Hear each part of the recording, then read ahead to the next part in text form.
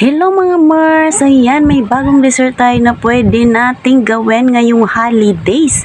Napaka-easy at napakasarap. Socialing jelly cheesecake. Ayan. Kitang-kita nyo naman mga mare yung outcome niya. Oo, diba? Sobrang sarap yan mga mare with toppings pa na strawberry.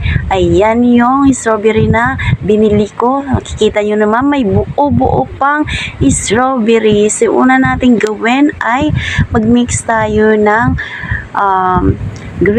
crushed graham mixed with melted butter. So, ayan. Inisa-isa na natin lagyan yung small cup na yan. Ayan. 2 kutsara yung nilagay ko dyan, bawat cup. Ayan. Ulit-ulitin lang natin yan para mapuno yung cup ng crushed grahams. At tapos, ipa-flatten lang natin yan. Kuha tayo ng isa pang cup at ipa-flat natin dahil magkasya naman siya dyan. At ito na mga mare yung step by step na gagawin natin para maluto yung jelly cheesecake. Ayan, lalagay natin muna yung 800 ml na water. Ayan, nakapatay pa yan mga mare yung gas dyan, hindi pa naka-on. Next natin ilalagay yung jelly powder. At next natin naman ilalagay yung all-purpose cream. Ayan mga mare, Magnolia cream yung ginamit ko dyan.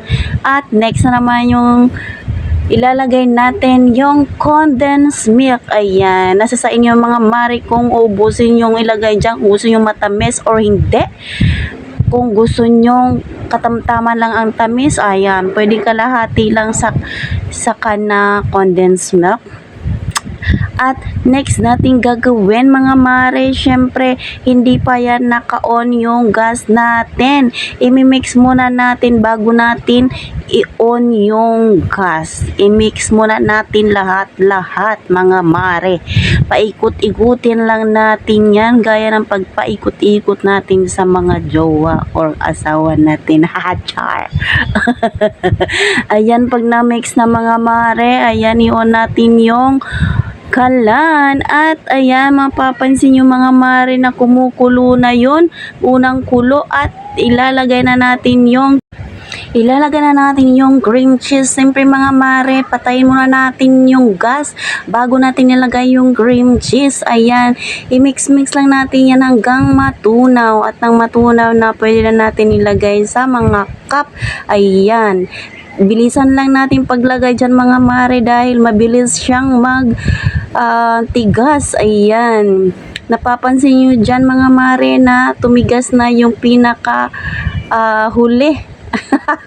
At hindi ko na nabidyohan mga mare kasi mabilis siya talagang tumigas. Kaya dapat mabilis mong ilagay dyan sa mga cup lahat para hindi magtigas. Ayun.